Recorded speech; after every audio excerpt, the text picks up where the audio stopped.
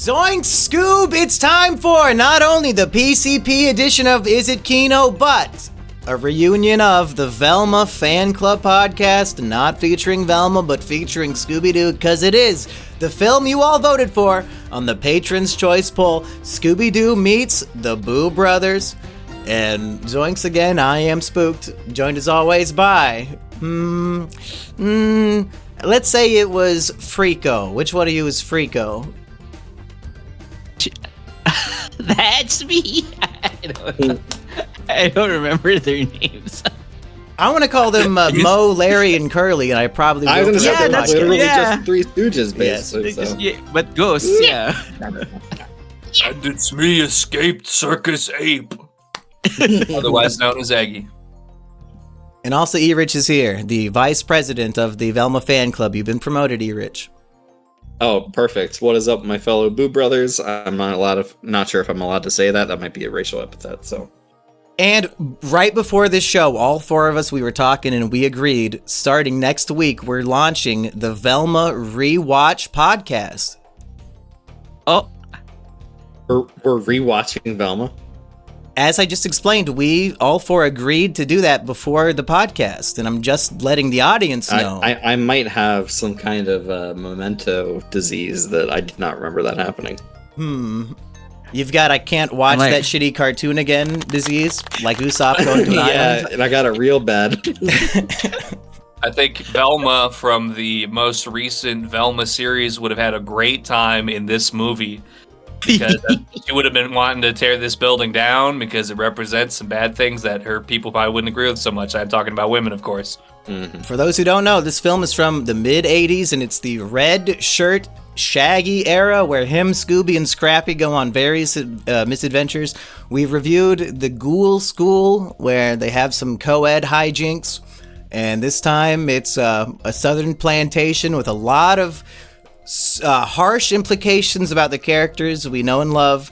It turns out Shaggy's uncle is a Confederate general, and so many other things to learn that I did not catch when I was a child. And I should say I had this film on VHS as a little boy, and I've probably seen this movie over 50 times, if not Holy 100. shit. Okay, well. Goodness. It's one of those. When I was a kid, autistic child with only a 15 movie collection, you rewatch shit constantly. It was this and Rat Race and Bubble Boy, movies I should not have been watching. But I still love them all dearly. This one, did it hold up? Well, it got a 2-star review from me. That's about as high as I could possibly go. What'd you guys think of this one? I get 1.5, I think. My title was Scooby-Doo and the Mystery of Shaggy's Disappearing Millions. Every time they find a diamond, some motherfucking ghost yoinks it away.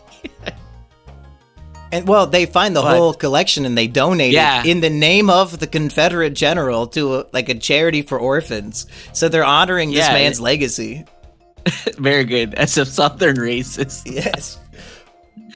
And is Shaggy like a secret billionaire or millionaire? Because he's like, oh, we're putting it in the trust fund. Shaggy, how much money do you have that you don't give a shit about this? It's the Beauregard Trust Fund, he said. So it's named after this general who I looked it up, and this is a real Confederate general in the war. It's like his name is like a bunch of Rogers? Initials. No, is his last name Rogers? No, it's a Beauregard. Fuck. Okay. Like in the movie. So this is a direct reference. Interesting that the hippie character Shaggy all this time is descended from slave-owning Confederates who fought in that major battles.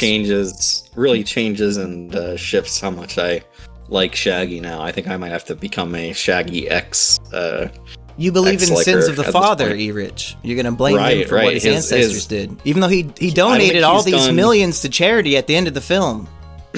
I don't think he's done specifically enough good works to completely wipe He that away, donated honestly. this plantation mansion to 3 orphan ghost Boo brothers who had nowhere else to live. He's a very generous man. I think those ghosts could live anywhere, I think. I thought he was uncharacteristically selfless at the end of the film. I'm shocked you're considering him anything else. He gave all of the fortune away and just fucked off. What has he done for the black community? Is my question. That's fair. Let's get to. Unless the Boo Brothers are black, in which case. I do have a hypothesis for the greatest racist joke in children's film history. But first, Aggie, what did you think of this film? Well, I want to just touch on how Erich was feeling. I mean, is this not just so characteristic? We have here a happy-go-lucky, somehow self-sustaining hippie child. He's walking around, getting high, eating delicious sandwiches, all peace and love, man. And where's all this money coming from? It's been funding his lifestyle. War crimes. I mean, I see it in New York City every single day of my life. They're all out here, peace and love. There's a girl on Big Brother right now called Ava. She's kind of like the archetype. She's just all, it's all dance and paint our auras and energies and talk about vibes. Meanwhile, it's all BlackRock and Halliburton and all these companies that are probably funding these lifestyles. So just to touch on that, but why do you say war crimes? Do you think this Confederate general committed crimes in the act of war, not just normal battle? I find it just a little suspicious with this being a plantation and there being like hundreds of graves on in the yard of this plantation. Like maybe something was going on there that might have maybe led to a lot of deaths. I guess maybe that's not necessarily. Well, that's part of my theory, actually. And I looked up P.G.T. Beauregard is a real world Confederate general that Shaggy's uncle is based off of. Here's the setup, okay? No, I guess go ahead, Eggy, if you had one more thing. Well, I guess one thing, what you said originally, you said this is the Red Shirt Shaggy Era. It's the Scrappy era. I am a little lax on my Scooby history, I'll say that much. I immediately picked up, though, at the beginning of the film, some similarities to another program I'm very fond of, Garfield and Friends, which led me to find out that actually maybe it's because this was the Scooby iteration in the 80s. And, we know that the voice actor and animation industry in general can be very incestuous. And so there actually is a lot of overlap between Scooby-Doo and Garfield and Friends. But with that being said, I felt like, as somebody who's not so versed in the Scooby-verse, to repeat myself here, I felt like throughout this film, it was missing the balance for me personally that's brought by the rest of the Mystery Inc. crew.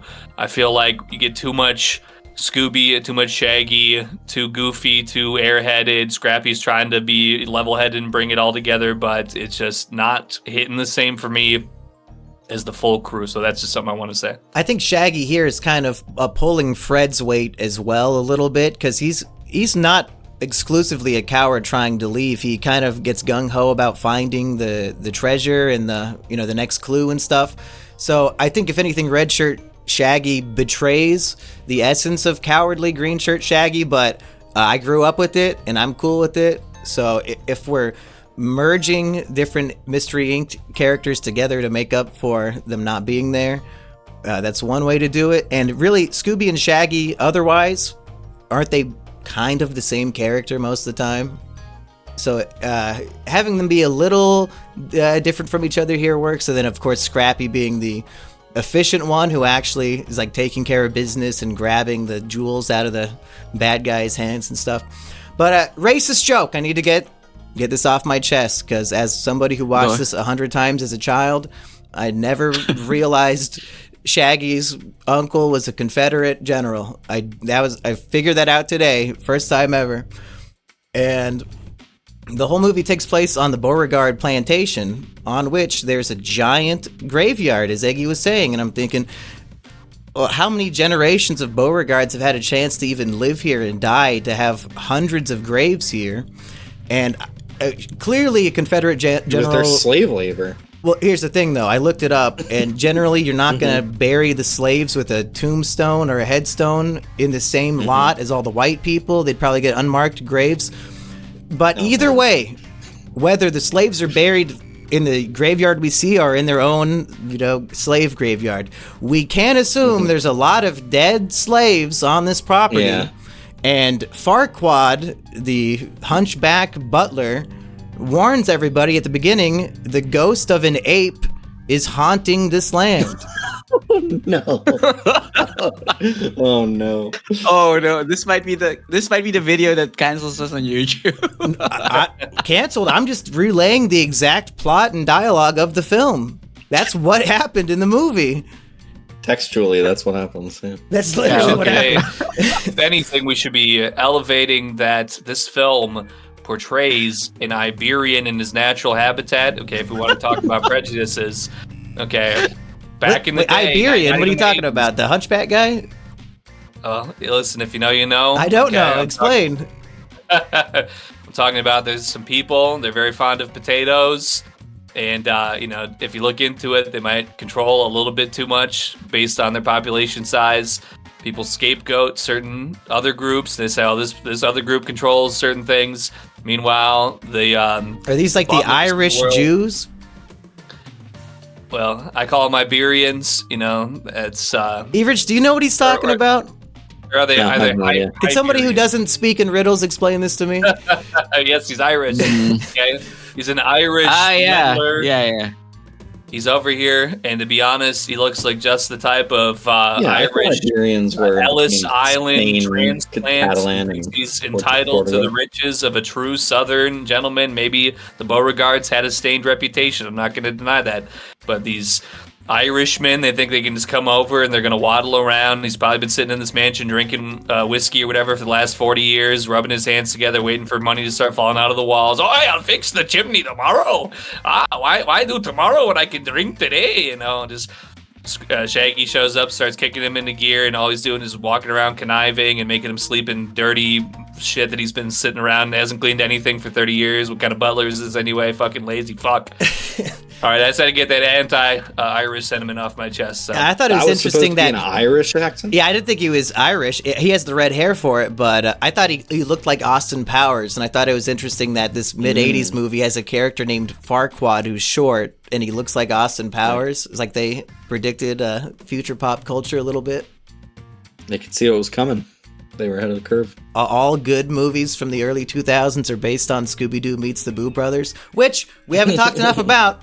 The Boo Brothers themselves, these three ghost exterminators that are hired to help Shaggy clean up his uncle's haunted plantation, they are based on the Three Stooges, and Eggy and I have recently completed a watch-through of every episode of the original Three Stooges.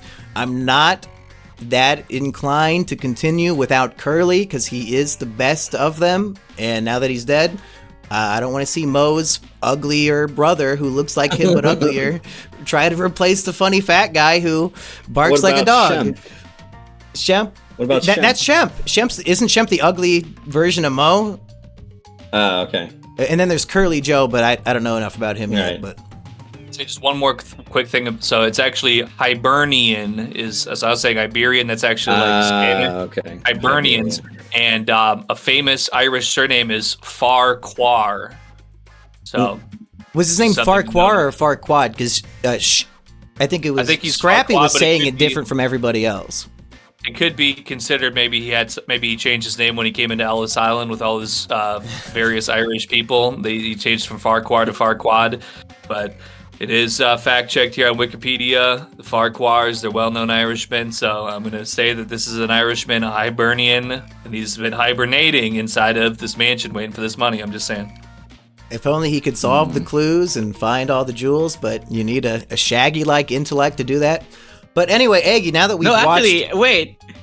Wait, Scrappy solves all the puzzles, my guy, not Shaggy. Well, it's a bit of a collaboration, but like when it comes to the Is it? some of the puzzles, the riddles that they have in there, like grandfather clock is relative who has a face but can't see. Like, don't they all kind of chip in for that one, or is it just Scrappy In the the clock? whole time?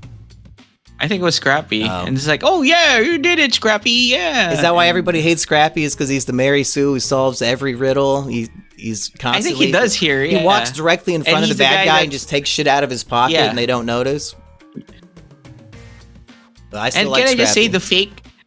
the fake ghost isn't afraid of the real ghost? That was so funny to me. Like the Boo Brothers are right in front of him, and he's like, Well, let's talk about the Boo Brothers, Whatever, because man. I think the whole point of the movie was, hey, we want to do a Scooby-Doo meets the Three Stooges type of movie. It's very popular, old school Scooby-Doo. Throw in just a celebrity of the week.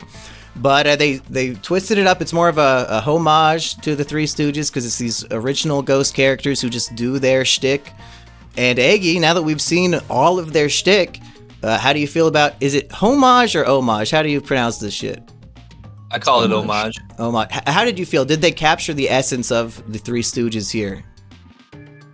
Well, they kind of throw you for a loop because obviously the Moe ghost is very Moe coded, and then you have really like the ghost which physically appears as Larry. His behaviors are Curly-esque, and then Curly's kind of like it might be voiced by a black voice actor. I think he kind of seemed like he had a little bit of soul on his tone. I didn't look that up. I'm glad you said he had a bit of soul and not that he sounded spooky. So good on you, Iggy. But I picked that up. I could be wrong.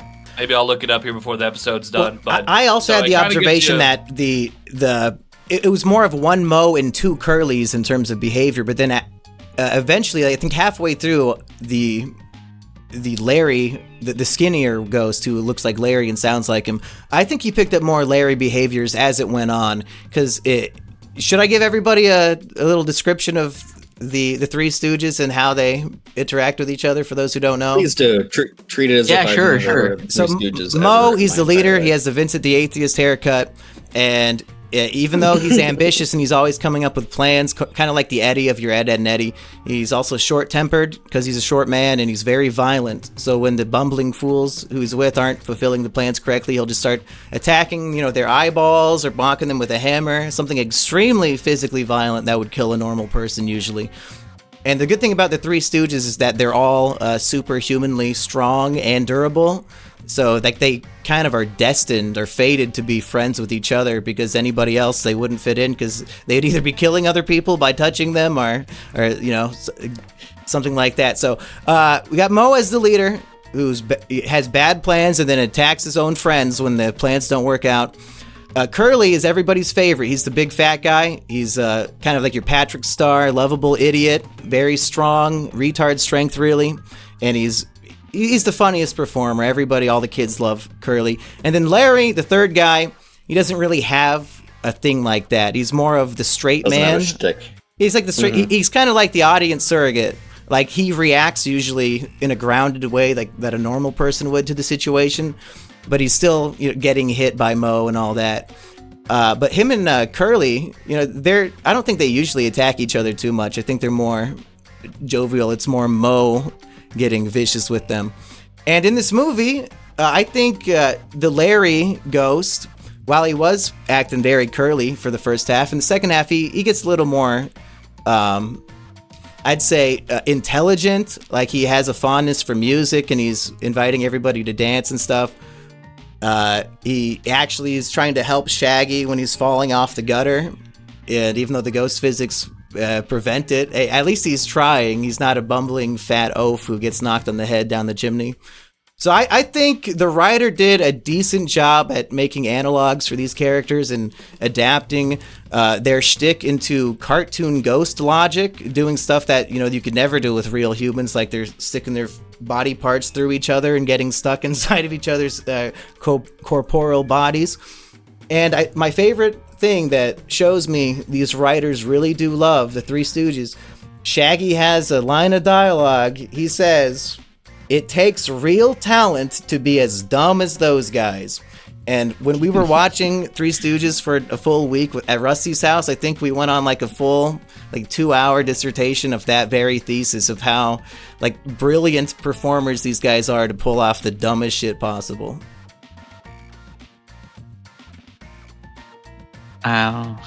It's a very inspired and I would agree very accurate assessment. And I would definitely leave it to the powerhouse.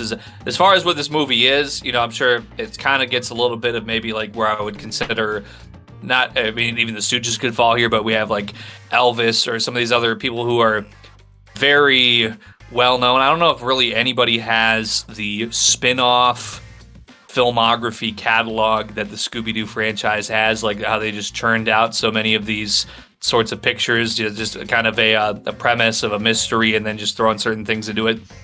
So I feel like even just something like this, that if I saw it on the shelf somewhere, I wouldn't probably think twice about it. I wouldn't even consider it too much. And even just the film as it stands, when it was all said and done, it didn't maybe leave a huge impact on me. But at the same time, the people who are behind this production, the cast and the crew and Hanna-Barbera in general, still, in the 80s, even if they're maybe some of their talent is towards the end of their golden years, you have a lot of very educated people working on this, people who are very familiar with the industry, people who have had a lot of different roles, and just this sort of respect for their predecessors like that, to where they could say something that's so one-off, but also does hold that significant impact that they recognize the kind of talent that they've worked with and been aware of in their past.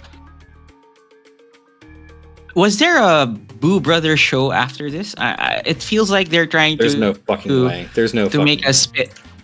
No, that's just me asking you guys because I don't know. I was there highly like doubt ever a it. show with the Boo Brothers? It's like so this is like just a random ghosts that they call to help them out on their problem. I assume that's the pitch is of that the right? movie. Like when they were, before the movie even existed at all. It's like, okay, here's the pitch. The Three Stooges are ghosts and they meet Scooby-Doo. And I think that's how the movie even got made. In racist southern, in old racist town. Well, there's a great respect for the South. Like Shaggy, as they're pulling up, oh, what a beautiful place. I love the South. And while there is like an incestual hick, hillbilly brother and sister duo, even though the brother's in love with his sister, but the sister's in love with Shaggy, and therefore the brother is jealous and wants to murder Shaggy with a gun and spends the whole movie shooting an actual like musket at him. That always made me uncomfortable, that he's just casually shooting actual bullets at Shaggy, who like running away from a monster like a mummy or headless horseman. That's one thing. This dude's shooting him with a gun. Like, is that ever in Scooby-Doo? He's running from gunshots.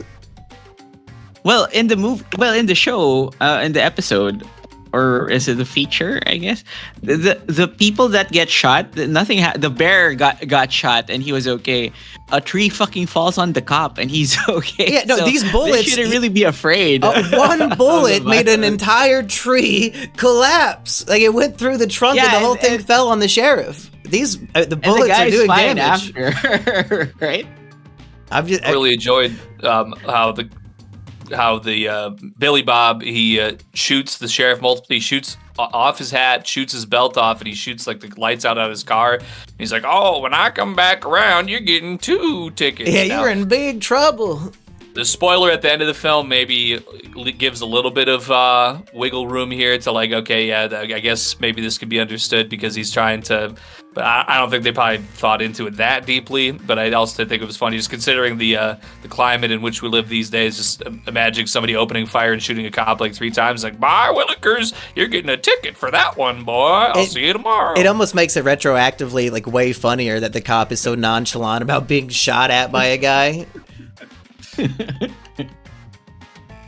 This movie is formatted in a horrible nightmare way. It's like the worst video game you've ever played put to film, where every level you have to find the next clue, the next jewel, and yeah, you're right. And every single villain in the game is just repeated on every level, and you encounter them in different ways. We've got Civil War General Ghost, Boo Brothers, Gorilla on the Loose from the circus, Evil Farquaad Butler, Southern Siblings, the Sheriff, Skeleton Man, and just, find the clue, interact with all these different enemies and villains in various ways on the way to the next clue, rinse and repeat 6 fucking times. And the movie is so episodic and repetitive that, like, by the 3rd clue, when it's just, now we have to encounter all these characters again, you kind of want to die. Uh-oh. Monkey? Oh no. Our host time. Oh no. Yep, there he is. He's back. I'm back. Well, they all saw what I was saying, so you guys can go ahead. Mm-hmm. I mean, like, I felt like I was going insane. Yes. By like the 3rd or 4th one, it's like, oh my god, they're just gonna keep fucking doing this. I kept checking the time and being like, Jesus Christ, there's still 40 minutes left. I think they did that to fill the runtime. And this must have been a straight to like a made-for-TV movie, because commercial breaks are built into the film. And then like when it'll go black, and then when it comes back, they'll repeat the line you just heard, like fucking Family Guy or something. Oh, that's what it was. Yeah. Well, I also it kind of, I would imagine, I think my fatigue probably set in about the same time as E-Riches did, and that's where I kind of came to realize I felt like maybe a missing part of it was missing that texture and that sort of addition in the rest of the Mystery Inc. crew, because you're just kind of, it's become so cyclical and so repetitive that at that point, the appearances by the sheriff, the appearances by the escaped ape and all this stuff, it's welcomed, because it's like, all right, at least there's a little something, maybe like the ghost party, whatever. Anything else, the Billy Bob and his sister running around. And I also want to say, speaking of repetitive and cyclical, there's a segment that seems to last, I think, like 3 minutes, where it's just like Shaggy walking oh my god! Right side of the screen. He's like, well, what's good Shaggy voice? I hope no one's I feel like somebody's following me, and it just goes on in the same loop of like Billy Bob getting tackled down by his sister, and then it's the sister and she gets tackled up, and it goes on so long. I'm like, there's no fucking reason. This is ridiculous. I mean, it's not like it was just enough of feature length, because we're 3 minutes over feature length. It's a 93-minute film. And that's like a 3-minute scene right there. And it was just, I'm sitting there and I felt like my eyes started going different directions. I'm zoning out. I'm like, what the fuck is going on, dude? And there was a line. I sped this up to like 2 times speed. It still felt so boring. There was a line where Shaggy said, I hope this is the last clue. And I just said out loud, I hope it is too, Shaggy. I hope it's a fucking Was it? over. No, it wasn't. I think it was like the 5th or 6th clue or some shit. And even in the last clue, there's still a last clue after that in the fire, in the pier.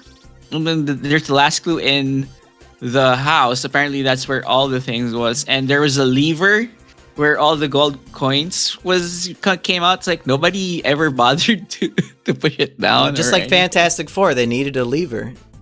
It's funny. I was thinking when we just did that review, I was thinking about that scene, because they say something about like, well, we gotta find the lever here somewhere, and even before it then transitions to the next like scene, the next storyboard or whatever, there's just this huge like 3-foot long fucking pulley sticking out of the wall. That's obviously, you know how these old cartoons are, they have the background, and then whatever's going to be animated is like obviously a different tone. And it's just like they walk, oh well, something's got to be pullable over here, so I'm just like a point and click game where you can tell what you're supposed to click on, because it's like kind of outlined or drawn differently.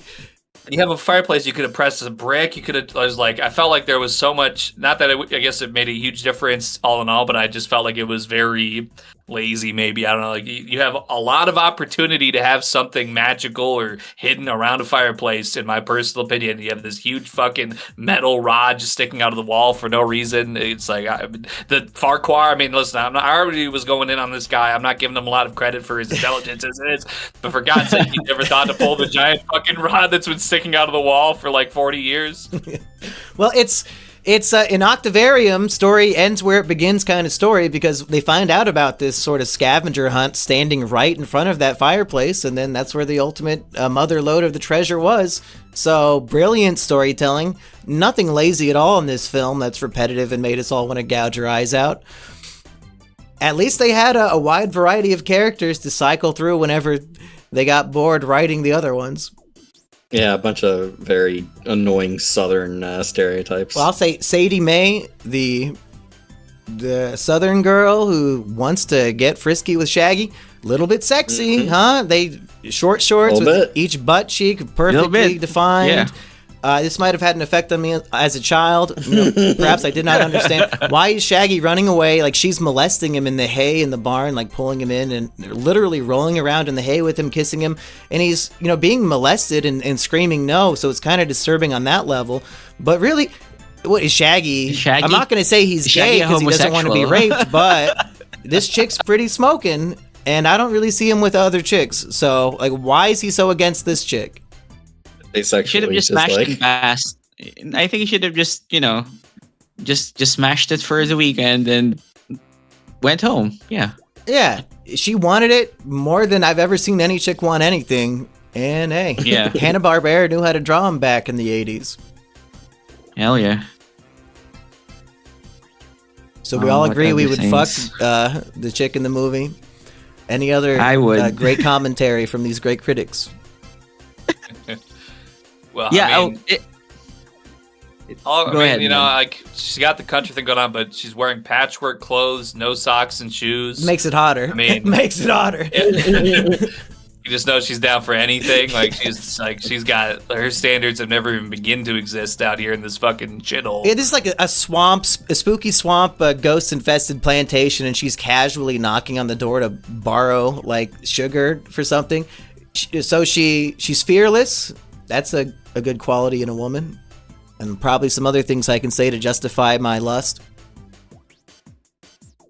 What were you saying, Weekend? It was related to the fact that the weapons or the damages really hurt them at the end. Maybe there was a scene where the general ghost was like missing them after every second, and it's like maybe if they got hit, nothing would have happened, right? So Because it's revealed that Shaggy's Confederate General Ghost uncle is actually real the whole time. It's not somebody in a costume. In which case, why is he saying like leave this place?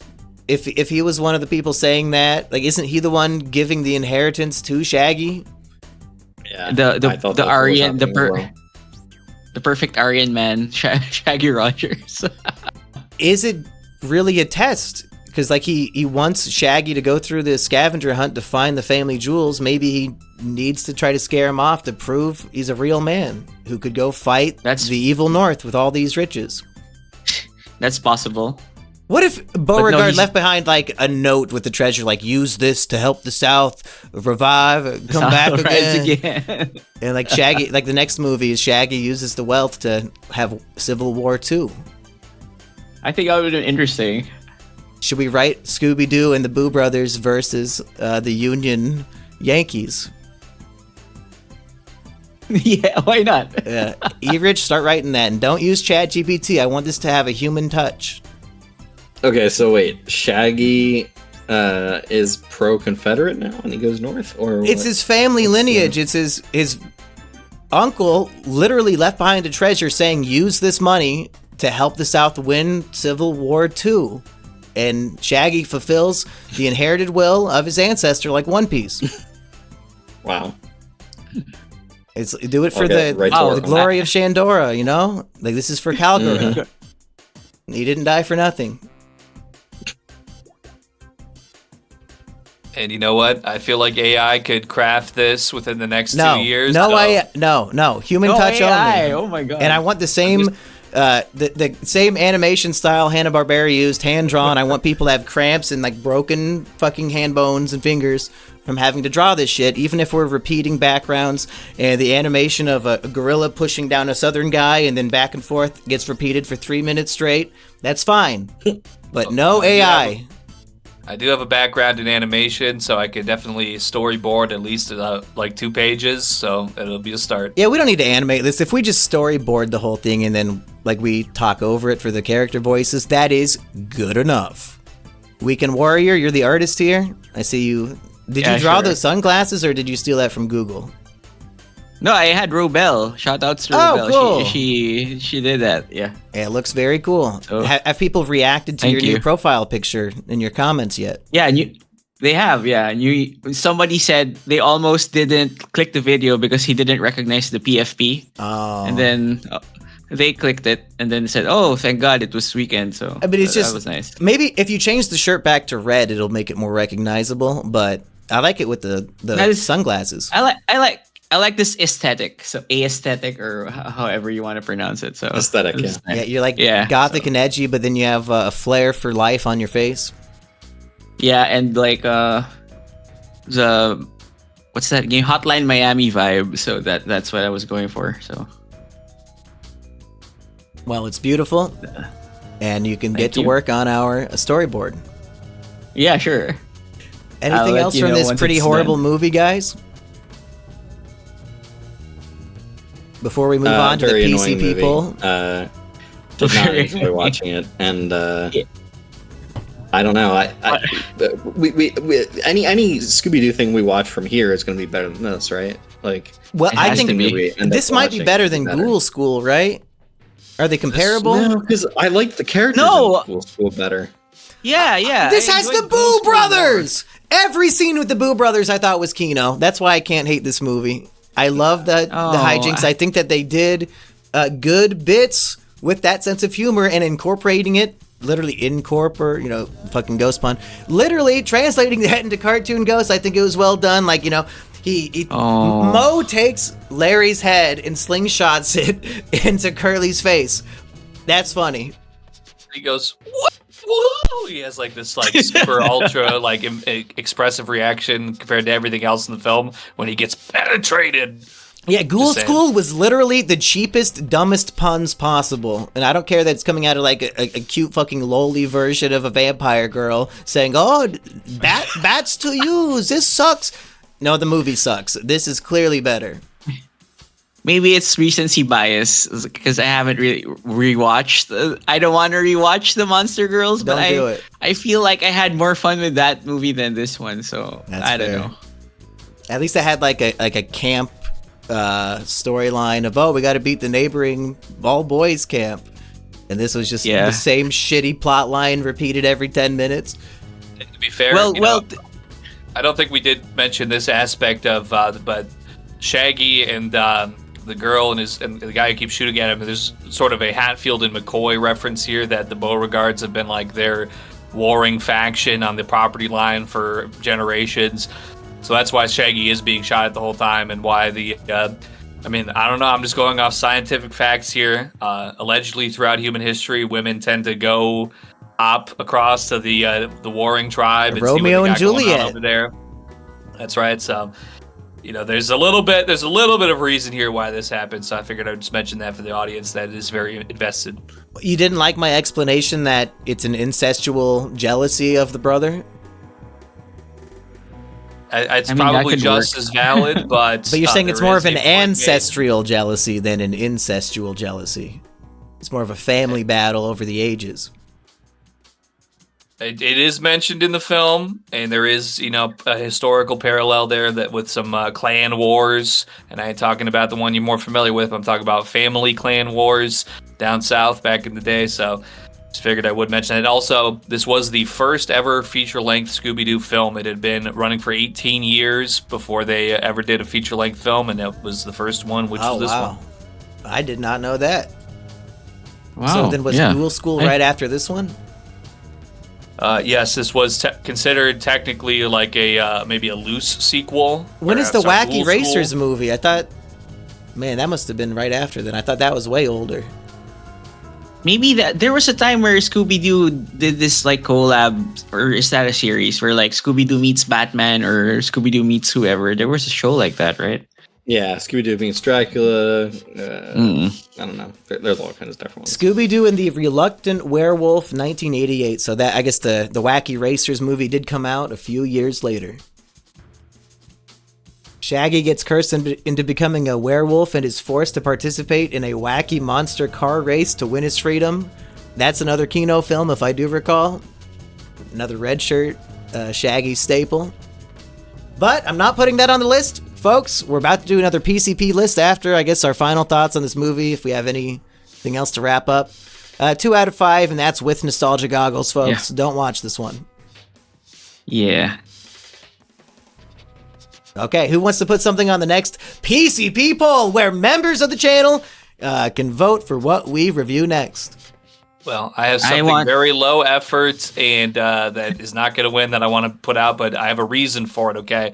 So my submission for the following poll is going to be, okay, and there's a reason, so hear me out. Scooby-Doo meets Batman 2004.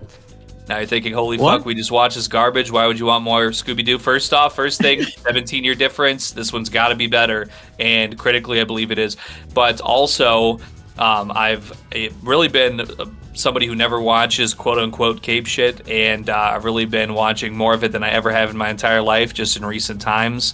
So I feel like I actually want to put a good foot forward and enjoy myself, as much superhero content as possible, get more and more educated on these superhero universes. And I don't think there's ever going to be a better opportunity, even if it's the worst that it could ever be now. There's never going to be a better opportunity for me to suggest to watch Scooby-Doo meets Batman, so that's why I'm submitting it. Erich, are you prepared to double dip and watch that also on the Purple Cast? Would not like to. Well, hopefully that one's not on his wheel Actually, with I don't Batman. think that's on the wheel, unless that's... That's not on the wheel? It's not on the wheel unless it's like a secret. Can we get Purple in here? Is he awake? I'll invite him to the call. If Scooby-Doo meets Batman is not on the wheel of every Batman property ever made, he's fucking up. Yeah. He has fucking Teen Titans Go to the Movies on there and not something with Batman in the title, motherfucker. Mm-hmm. Canadians just do it different up there, I guess. Who has another movie to join Aggie's great selection? I have the Star Trek 2025 Star Trek Section 31, Sector 31. I heard it's bad, so With, what better way to suffer through it? Who's that Asian lady who's in that? A China lady. Is it Everything Everywhere All at Once? Yeah, it's that girl. Okay. I forgot her name. She was in a horrible Star Trek movie. Yeah, she's in a horrible Star Trek movie. Erich, I imagine you've seen this. Wait, what is it? So horrible Star Trek movie? Section 30. Star Trek Section 31. Oh, it's so bad. It's so bad. I would not rewatch it. I would just go on my memories of it. Gonna pull a real Hans on this one. Just show up without watching it. It is what it is. I think he remembers, like, the visceral reaction to it. Yeah, who I could think forget? he remembers. Yeah, I could definitely remember enough of it to say stuff. Erich, you prepared with anything? Yeah, so- Because I'm kind of stumbling over here in my brain. Yeah, I am going to put on the list. I literally had it and I forgot about it. Big Money Rustlers, which is the Insane Clown Posse movie where they play Western characters. What? I think that What? that's a good chance of winning. I That think sounds- that's a. Really? Okay. I mean, all over right, I'm going with that one. over these other choices, because the best I can think of is very controversial Best Picture winner Green Book. I never watched it, and I wanted to see if it's actually as racist as they say, and if it deserved a Best Picture. So I thought that might be fun, but I highly doubt anybody's voting for that over Scooby-Doo meets Batman or Money Rustlers. What's that called? Big Money Rustlers. I'm losing sounds anyway, cool. so I'll just waste the Green Book here and see what happens. Green. But we'll No one's gonna probably vote for it. probably be back for more Velma Fan Club next month. Who can say? It's up to the people. I think Green yeah. Book would be a very entertaining episode. It's just based on the title. Nobody's, nobody would be interested in hearing it, but I think we would have a better conversation than maybe other movies. Maybe you It's could, like in parentheses on the poll option, give it like a something, some subtext that might be a little more eye-catching, that maybe would give it more of a fighting chance. Like racism? Question mark. Well, my only other thought was putting on the poll, because we don't strictly have to make it just movies on the poll. Like once upon a time, we did Mel Gibson's voicemails as a God. as a Oh vote. hell yeah! So I was thinking, what if one week, I put on the PCP poll a random gay porn, and then we all just watch Oh man. watch a random gay porn online and come and review what we saw. But I mean, that'd be an easy way to win the votes. But then at that point, the show's dead because you just say the dumbest thing It's you can not- to win. Right. I mean, like Michael Richards' stand-up set that got him.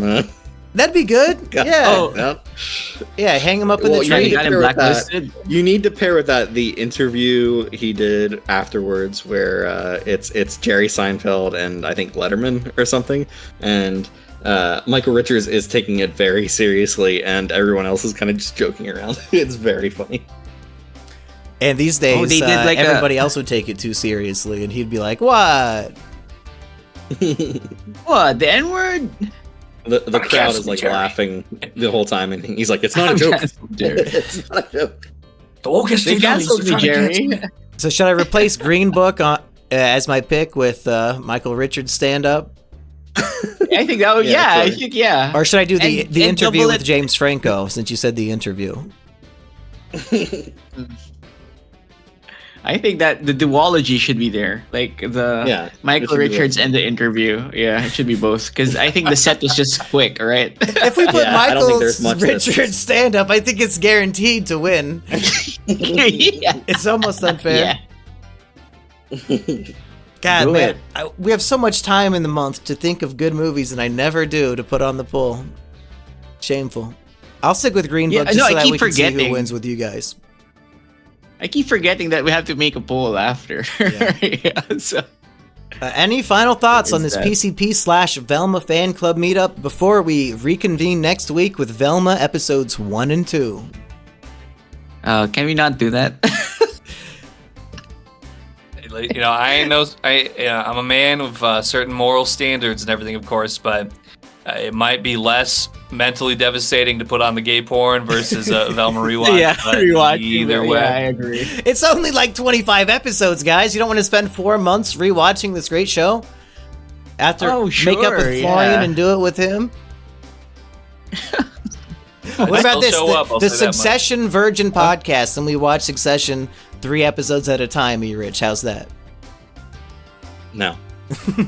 Okay, what about I refuse. the Wheel of Batman? And every week we watch a new Batman, randomly chosen. Do you want to do that, sounds with good us? to me. That sounds more interesting than a Velma rewatch. Okay, yeah, we're gonna start doing the Wheel of Batman starting next week. Hey, that sounds original cool, yeah. IP, just like how the PCP was our original idea. You know, That's nothing right, but that's originality over here on the Treehouse. Any final thoughts, you boys? Don't watch this movie. Shout outs to my new video if comes out. I got a new video on Superman. Link in the talking about, description. Talking about the Snyderverse cultists that are too obsessed with the revival of the Snyderverse and how James Gunn keeps making the same movie. So if you can watch it, that would be nice. Thank you. I thought it was a little tasteless in your video when you said you're glad Snyder's daughter killed herself because his movies are bad. well- I was like, Weekend, come on, Well, man. Like the sanctity of that human was his life is fault. worth a little more than your sense of humor. No, that was his genes' fault. So if his genes were strong enough. Now, I was told if you The- say the the- word jeans, yeah. you're a Nazi. You're not allowed to Oh, really? do a denim jeans Really? ad because you're a Nazi. Hallelujah. If you know if you know, you know what that means. E-Rich, do you have good jeans? That's I not anymore. I had a pair of black jeans that I really liked, but Not denim jeans, black ripped jeans. them. Fancy E-Rich over black here. jeans. Yeah, Going to Eyes Wide Shut parties, Mr. E-Rich. that's right. That's right. Look behind the masks. You'll see. What about you, Aggie? Any good jeans over there? Well, see, I got these sleep shorts from the Walmart clearance rack, only 50 cents each. Well, what a steal. I bought like 6 or 7 pairs before we went down to Rusty's, so that's why I haven't had to wash any of them for like a month, because I just, I've had a fresh pair to wear like every few days, because I just bought literally the entire stock when for 50 cents a piece. How could I not? So I'll have to go do laundry this week and just have like an entire load just of Walmart George, I think is the brand, sleep shorts. Very comfortable, especially in the summertime. It's been hot as fuck. It's supposed to be like 110 degrees today, so fuck It that is? shit. Oh my god. That's why I said your neighbor had to be mowing right now, because I got the heat advisory on my phone. It was buzzing saying 105 to 110 real feel anticipated. So Well, this might be the last episode of Is It Kino before we all melt away. Don't look up, folks. How hot is it there for you, Weekend? it's cold here where I am right now. Cold? There's actually a war in Thailand right now. Just as There's an a update. war. Yeah, there's a skirmish between Cambodia and Thailand in one of their borders. Who are So you? that's Who are you I thought you were rooting from for? Cambodia. No, I'm from Thailand, you racist. What were you gonna say were on next? a holiday in you all Cambodia. look the same? That's right. Them's fighting words. I thought you only got mad about being called Chinese. Oh, Do you have any China Oh. updates? Is that who started the war in Thailand? I wouldn't be surprised if Yeah, it's a what's the proxy false war. flag? Yeah, I wouldn't be surprised. Yeah, if it's some sort of way for them to strengthen their hold on the third world once again, and they're gonna go in the middle and say, "Guys, let's have some peace in the Middle Asia or wherever the fuck." And I'm not gonna be surprised really if it's a proxy war. But anyway, that's me. That's my 5D big brain conspiracy theorying. So that's it. E-Rich, we forgot to talk about our Superman bet in the Fantastic Four episode. We're doing an over-under. Will Superman end up with a global box office over or under $700 million, not thousand, $700 million dollars. Again. Yeah, made the same mistake. E-Rich, is it not looking too good for you? Are they predicting maybe 690 max? Well, I was gonna say it's looking like it'll be like right around the middle in between them, which is not good for me because I need it to get to that 700 million. So yeah, you're above. Yeah, so above. basically, if it gets to 700 million, I'll win. But so I'm about to be $3 richer, is what you're saying. Superman, wow, $3 whole. What do you think you'll spend that? Ironically, hopeless. $3. These days, that will not even buy you a normal sized candy bar at the gas station. I think that's like $3.09 at this point, which is what nightmare world have we woke up in that a candy bar is not a fucking dollar? Am I really that old? Back in my day, one bar of chocolate was literally a fucking dollar. Okay, Grandpa. Look, it's $5 now. 15 cents. Okay, that was literally 30 years ago, but the first time I remember buying a candy bar is 15 cents.